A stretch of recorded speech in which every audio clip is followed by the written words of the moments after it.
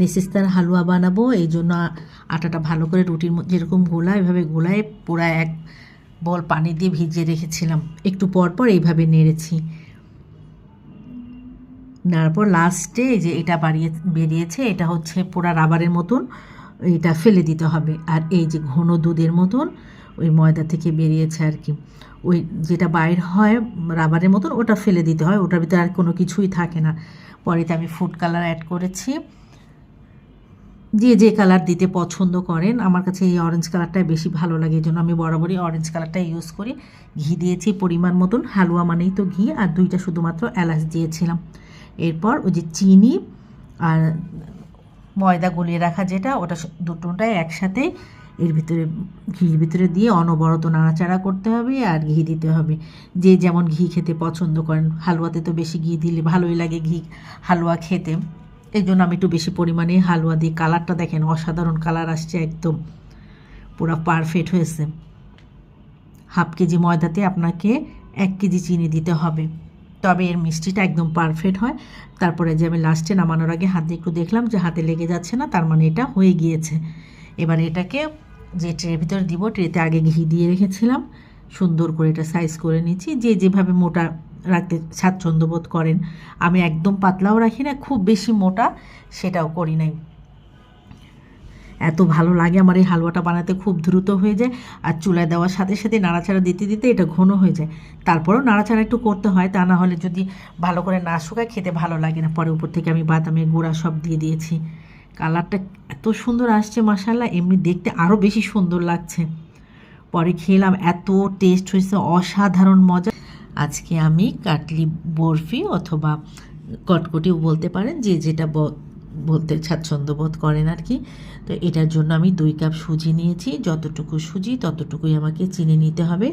সুজিটাকে 2 কাপ মেপে এক সাইডে রেখে এবার 2 কাপ আমি চিনি নিয়ে নিচ্ছি। এটা বানানোর জন্য আমার কোনো ঘি লাগবে না। প্রথমে আমি চুলায় ভালো মতন এটাকে টেলে নেব।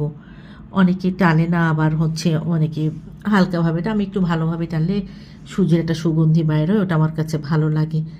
তো আমি একটু ভালো মতনই টেলে নিচ্ছি সুজিটাকে। এই যে আমার এটা কিন্তু অনেক রিস্ক, এই হালুয়া বানানো সবাই কিন্তু পারে না এটা বানাইতে।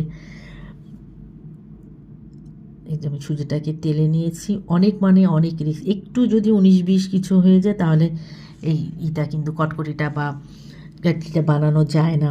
পরে আমি 1 কাপ পানি নিয়েছি চিনিটা শিরা করার জন্য। শিরা বলতে এটা একটু আঠালো আঠালো হবে, আমি আপনাদেরকে হাত দিয়ে একটু দেখিয়ে দিব। আগে চিনিটা ভালো মতন গলে যায়, শিরাটা হোক। এই দেখেন একটু আঠা আঠা হবে, পুরো অনেকটা মানে হয়ে যাওয়ার মতনই। তো এটাকে আর একটু নাড়াচাড়া করে নিয়ে আর একটু আঠালো মতন করে নিতে হবে। এতে কিন্তু আমি কোনো ঘি গরম মশলা এখনও পর্যন্ত কিছু দেই নাই। এই যে আমার আঠা আঠা হয়ে যাচ্ছে। এবার এরপরে টেলে রাখা সুজিগুলো সব দিয়ে খুব দ্রুত করতে হবে। এই যে এখন যে সুজিটা দিয়েছে না, এরপর এটা খুব দ্রুত। এই যে আমি এলাচটা গুঁড়া করে রেখেছিলাম, একদম ফিস করে গুঁড়া করেছিলাম। এলাচটা একটু বেশি করে দিলে এর একটা সুন্দর ফ্লেভার আসে, অনেক ভালো লাগে। ওই ফ্লেভারের জন্য খেতে আরও বেশি ভালো লাগে।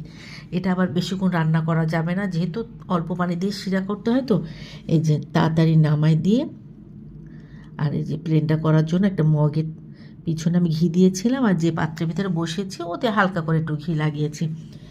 এটা গরম অবস্থায় সাথে সাথে কেটে নিতে হবে, তা না হলে পরে কাটা যাবে না, যেহেতু শক্ত হয়ে যাবে তখন। আমার কাটাটা এখানে একটু বেশি বড় বড় দেখাচ্ছে, আসলে কিন্তু আমি এত বড় বড় করে তখন কাটি নাই, আমার ভিডিওতে একটু বেশি বড় বড় দেখাচ্ছে। যাই হোক, অনেক রিস্ক এটা। ছোটোবেলায় আমার আম্মাও পারতো বানাইতে, কিন্তু আমার মার থেকে আমার মেজো চাচির হাতেরটা বেশি ভালো হতো, বেশি মজা। আমরা যখন আমার মাকে বলতাম যে চাচি বানিয়ে দেবে, আমার আম্মু তখন মন খারাপ করতো বা রাগ হতো আমাদের উপরে। হয় না অনেক সময় যে এক একজন এক একটা জিনিস ভালো বানাইতে পারে, মাশাআল্লাহ আমিও ভালো বানাইতে পারি। এটা অনেক রিস্ক, অনেক। যারা জানে তারা তো জানেই যে এটা বানানো কতটা রিস্ক, সহজে হতে চায় না। একটু যদি বেশি হয়ে যায় বা পানিটা একটু বেশি পড়ে যায়। এই দেখেন আমার এটা হয়ে গেছে, বসে গেছে। এটা 1 মাস 1.5 মাস মতো আপনি এমনি নর্মাল ভাবে রেখে দিলে বক্সে খাওয়া যায়, এটা কোনো নষ্ট হয় না একদম। ফ্রিজে রাখা তো প্রশ্নই আসে না, প্রয়োজন পড়ে না আর কি ফ্রিজে রাখতে। কিন্তু খেতে অসাধারণ। আমার হালুয়াগুলো মাশাআল্লাহ এবার এত ভালো হচ্ছে, বরাবরই হয়, আমার কাছে মনে হচ্ছে এবারের হালুয়াগুলো বেশি ভালো। এটাও বেশ অনেক ভালো হয়েছে। সবাই ভালো থাকবেন, আল্লাহ হাফেজ।